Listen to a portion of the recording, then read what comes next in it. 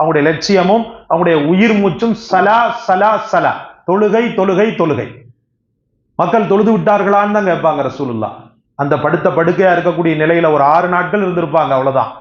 அந்த 5-6 நாட்கள்ல அதிகமா ரசூலுல்லாஹ் கேட்டது என்னன்னு சொல்லி பாத்தீங்கன்னா, மக்கள் தொழுதுட்டாங்களா, அபூபக்கரை தொழ வைக்க சொல்லுங்க.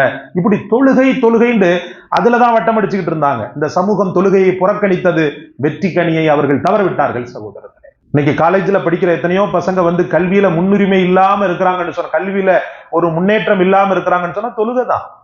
தொழுகையினுடைய பலகீனம் தான் அவனை எந்திக்க விடாம தடுத்துடும். வாழ்க்கையில அவன் எவ்வளவு பெரிய கோடி கோடி எல்லாம் கொட்டினாலும் சரி, அல்லாஹ் அவனுக்குள்ள அந்த நிரப்பமான நிம்மதியை பீஸ்ஃபுல்னு சொல்லுவாங்க பாருங்க, அதை கொடுக்கவே மாட்டான் சகோதரர்களே.